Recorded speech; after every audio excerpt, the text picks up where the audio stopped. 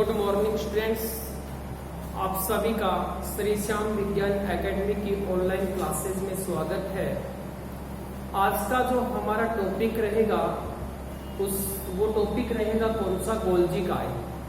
आज हम गोल्जी काय के बारे में विस्तार से अध्ययन करने, इनकी संरचना के बारे में पढ़ेंगे और इसके कार्यों के बारे में भी अपन अध्ययन करेंगे।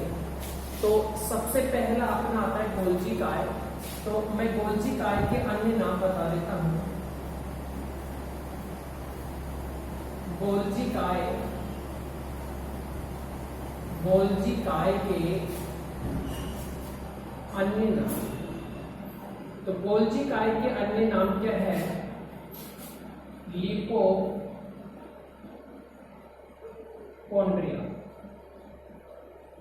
गोल्जी काय को आप किसके नाम से जान सकते हैं? गोल्जी काय को लिपोकोन्ड्रिया के नाम से जाना जा सकता है। दूसरा नाम क्या है? गोल्जी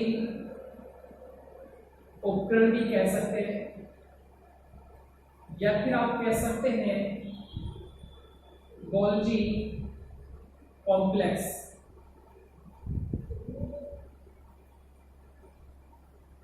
ठीक है, संकुल। ये गोल्जी काय के अन्य क्या हो गए? नाम। तो गोल्जी काय के अन्य नाम क्या है? गोल्जी काय को आप लिपोकोन्ड्रिया भी कह सकते हैं, गोल्जी उपकरण भी कह सकते हैं, गोल्जी एपरेटर्स, या फिर आप इसे गोल्जी कॉम्प्लेक्स भी क्या कह सकते हैं। अगर अपन बात करें खोज की, तो गोल्जी काय की जो खोज है वो किसने की? गोल्जी काय की खोज की थी कैमिलियो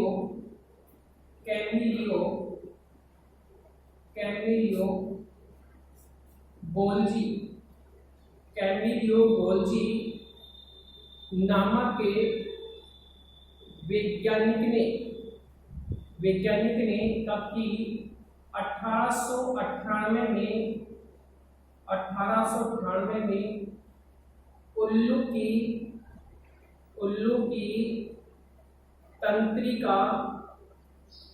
की तंत्रिका कोशिका में की। ठीक है, यहां तक कोई दिक्कत नहीं होनी चाहिए।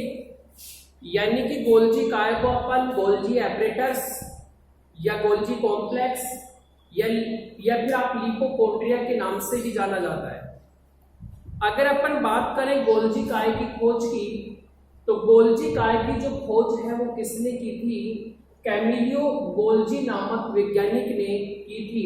इसमें की थी उल्लू की तंत्रिका कोशिका में की, और उल्लू की तंत्रिका कोशिका में कब की? 1898 में की। और पादप कोशिका में दूसरा इंपॉर्टेंट बात यह है कि पादप जो कोशिका है, पादप कोशिका में गोल्जी काय को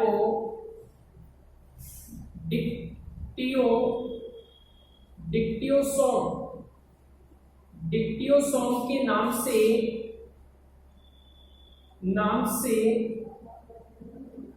जाना जाता है। ठीक है, तो हमें ये लाइन भी याद रखनी है कि पादप कोशिका की यदि बात आ जाए, तो पादप जो कोशिका होती है, पादप कोशिका में जो गोल्जी काय होता है, उस गोल्जी काय को किसके नाम से जाना जाता है? उससे जाना जाता है किसके नाम से? डिक्टियोसोम के नाम से जाना जाता है। अगर अपन बात करें संख्या की, देखो अगर संख्या की बात करते हैं तो एक कोशिका में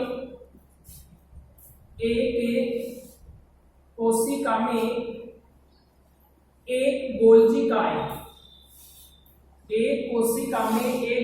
काय पाया जाता है। लेकिन अपन बात करें किसकी? पादप कोशिका की, तो पादपों की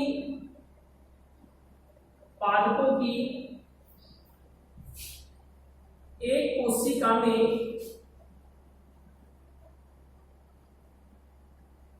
अनेक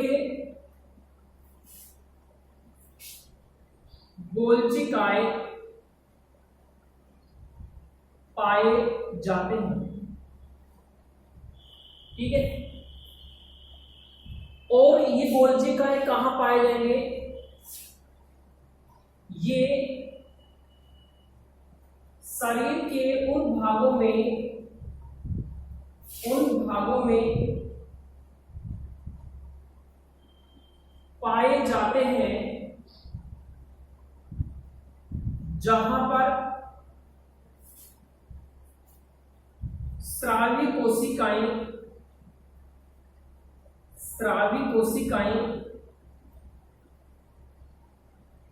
अधिक होती हैं। ठीक है, तो एक कोशिका की बात करें तो एक कोशिका में एक गोलचिकाएं पाया जाएगा। यदि अपन बात करें किसकी? पादप कोशिका की, तो पादप कोशिका में एक कोशिका के अंदर अनेक क्या पाए जाते हैं? गोलचिकाएं। ये हमारे शरीर में गोलचिकाएं कहां पाए जाएंगे? उन स्थानों पर पाए जाएंगे जहां पर स्रावी कोशिकाएं होंगी। फॉर एग्जाम्पल की बात करें जैसे अग्नाशय ग्रंथि में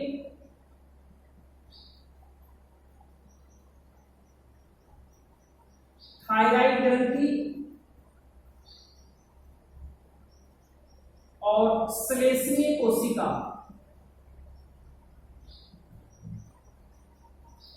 इनमें सबसे अधिक मात्रा में क्या पाया जाता है? गोलचिकाएं पाया जाता है।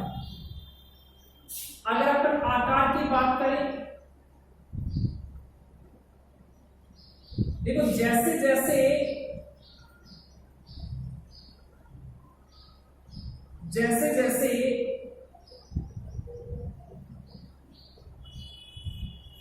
कोशिका की आयु बढ़ती जाती है, जैसे जैसे कोशिका की आयु बढ़ती जाती है वैसे वैसे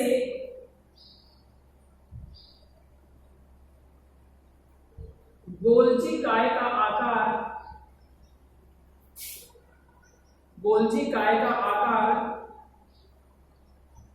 घटता जाता है।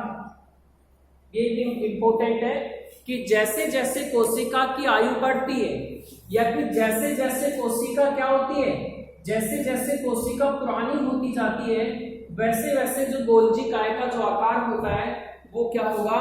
वो गोलचिकाएं का आकार घटता जाता है, या फिर अपन कह सकते हैं कि गोलचिकाएं का जो आकार होता है वो कैसा हो जाता है? छोटा हो जाता है। ठीक है, अगर आपसे इसके आकार के बारे में पूछे तो जैसे जैसे कोशिका की आयु बढ़ती जाती है, जैसे जैसे कोशिका की आयु बढ़ती जाती है, जैसे जैसे कोशिका पुरानी होती जाती है वैसे वैसे कोशिका का आकार क्या हो जाता है? घट जाता है। यहां पर हमें एक बात का पता चल रहा है और वो बात ये है कि जो कोशिका है, ये गोलचिकाएं है, इस गोलचिकाएं का जो आकार होता है ये कैसा होता है? परिवर्तनशील होता है। तो अतः अपन कह सकते हैं, अतः गोलचिकाएं का आकार कैसा होता है? परिवर्तनशील होता है, जिसे पॉलीमॉर्फिक या फिर बहुरूपी कहते हैं। ठीक है, यानी कि जैसे जैसे कोशिका की आयु बढ़ती है वैसे वैसे गोलचिका छोटा होता जाता है, यानी कि गोलचिका का जो आकार होता है वो कैसा होता है? वो परिवर्तनशील होता है, जिसे बहुरूपिक या फिर अपन क्या कहते हैं? पॉलीमॉर्फिक कहते हैं।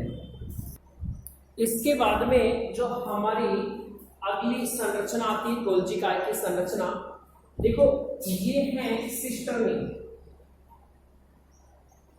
सिस्टर्नी है और आपको ये जो संरचनाएं दिखाई दे रही है ये है पुटिकाएं। इसकी संरचना ये गोल्जी काय की, गोल्जी काय की संरचना। अब देखो जो गोल्जी काय है वो एक झिल्ली युक्त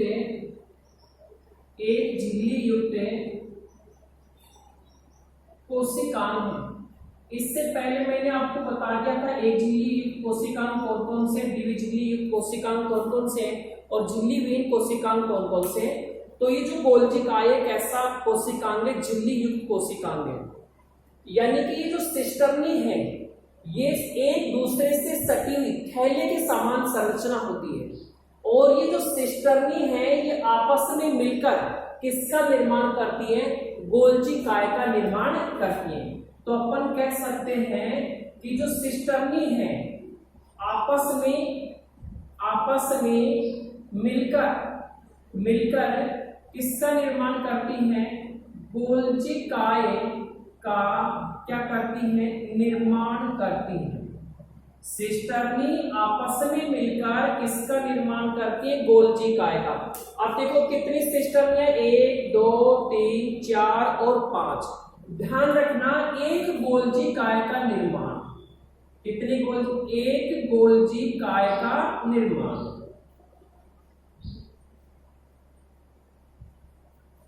कितने से होता है, 3 से लेकर 12 सिस्टर्नियों से होता है। एक गोल्जी काय का निर्माण कितनी सिस्टर्नियों से होता है, 3 से लेकर 12 सिस्टर्नियों से। इसके बाद में यदि अपन देखें तो ये जो सिस्टर्नी होती है इन सिस्टर्नियों के सिरे पर पुटिकाओं का क्या पाया जाता है, पुटिकाओं का क्या पाया जाता है, जाल पाया जाता है। तो अपन को इतना ध्यान रखना है, यानी कि गोल्जी इसकी काय की संरचना एक झिल्ली युक्त कोशिकांग है। ये सिस्टर्नी आपस में मिलकर गोल्जी काय का निर्माण करती है और एक गोल्जी काय का निर्माण कितनी सिस्टर्नियों से होंगे, 3 से लेकर 12 के बीच में होनी चाहिए। तो यहाँ पर कितनी है, 5 सिस्टर्नियां हैं। और इन सिस्टर्नियों के शीर्ष भाग पर क्या पाई जाती है, पुटिकाएं पाई जाती है। क्या पाई जाती है, पुटिकाएं पाई जाती हैं। ये वसा और प्रोटीन का संचय करने का क्या करती है, कार्य करती है। यदि अपन गोल्जी काय का रासायनिक संगठन देखें, किसका संगठन देखें, गोल्जी काय का रासायनिक संगठन देखें, देखो रासायनिक संगठन देखते हैं तो ये गोल्जी काय है, ये प्रोटीन और वसा इन दोनों से मिलकर बना होता है। तो प्रोटीन और वसा का अनुपात कितना होगा, यानी कि प्रोटीन और वसा का अनुपात होता है कितना, 60:40। आपसे पूछ लिया जाए कि जो गोल्जी काय का रासायनिक संगठन क्या है, यानी कि गोल्जी काय किससे मिलकर बना होता है, तो आपको बताना है जो गोल्जी काय है वो प्रोटीन और वसा से मिलकर बना होता है, जिसका अनुपात कितना होता है, 60:40। यानी कि प्रोटीन की मात्रा ज्यादा पाई जाएगी और वसा की मात्रा क्या पाई जाएगी, कम। इसके अलावा अन्य प्रभाग, इसके अलावा डीएनए भी पाया जाएगा, आरएनए भी पाया जाता है और क्या पाया जाता है, पॉलीसैकेराइड की मात्रा भी इनमें क्या होती है, पाई जाती है। ठीक है, डीएनए, आरएनए और पॉलीसैकेराइड इसमें क्या होते हैं, प्रमुख होते हैं। उसके बाद में इनके अपन क्या देखेंगे, कार्य। तो गोल्जी काय की कार्य क्या है, इसके बाद में गोल्जी काय के कार्य है। तो गोल्जी काय के कार्य क्या है, नंबर दे, गोल्जी काय का यानी कि गोल्जी काय का प्रमुख कार्य स्रावण करना। ठीक है, कि गोल्जी काय का जो सबसे प्रमुख कार्य क्या है, वो स्रावण करना। और ये जो गोल्जी काय है ये सबसे ज्यादा कहां पर पाया जाएगा, स्रावी कोशिकाओं में। कहां पर पाया जाएगा, स्रावी कोशिकाओं में। अब स्रावी कोशिका कौन कौन सी है, जैसे अग्नाशय ग्रंथि है, थायराइड ग्रंथि है, और कौन सी ग्रंथि है, स्तन ग्रंथि है, और श्लेष्मीय ग्रंथि। इनमें सबसे ज्यादा क्या पाया जाएगा, गोल्जी काय। तो गोल्जी काय का जो सबसे प्रमुख कार्य है वो क्या है, श्रावण करना। और ये गोल्जी काय शरीर के उन भागों में पाया जाएगा जहां पर स्रावी कोशिकाओं की संख्या अधिक होगी, जैसे अग्नाशय ग्रंथि में, थायराइड ग्रंथि में, स्तन ग्रंथि में, और किसमें, श्लेष्मीय ग्रंथि में। दूसरा कार्य है शुक्र जनन के समय, शुक्र जनन के समय शुक्राणु के एक्रोसोम का निर्माण करना। भाई ये जो इंपोर्टेंट है कि कौन सा, नंबर 2 वाला, ठीक है। शुक्र जनन किसे कहते हैं, शुक्राणु के निर्माण की प्रक्रिया शुक्र जनन कहते हैं। और इसमें जो एक्रोसोम का निर्माण, यानी कि शुक्राणु के शीर्ष भाग पर एक टोपीनुमा संरचना पाई जाती है जिसे कहते हैं एक्रोसोम। और इस एक्रोसोम का निर्माण किससे होगा, गोल्जी काय से होता है। तीसरा देखें, गोल्जी काय के जो वेसिकल्स होते हैं, गोल्जी काय के वेसिकल से वसा और प्रोटीन का क्या करते हैं, संचय करते हैं। मैंने पढ़ा है अंतःपरल जालिका, उसमें भी आया था गोल्जी काय, वेसिकल्स और पुटिकाई। तो इनका जो वेसिकल्स का जो प्रमुख कार्य क्या है, इसका प्रमुख कार्य वसा और प्रोटीन का क्या करना, संचय करना। नंबर 3 लाइसोसोम, और दूसरा कौन सा है हमारा, परऑक्सीसोम। परऑक्सीसोम का जो निर्माण है किससे होता है, गोल्जी काय से होता है। किससे होता है, गोल्जी काय से। पांचवा अगर पॉइंट देखें, जो पुटिकाएं थी, यानी कि शीर्ष भाग पर जो गोल संरचना आपको ऐसे दिख रही थी, पुटिकाएं कोशिकाओं से उत्सर्जी पदार्थों को बाहर निकालने का क्या करती है, कार्य करती है। और छठा पॉइंट ये हो गया कि कोशिका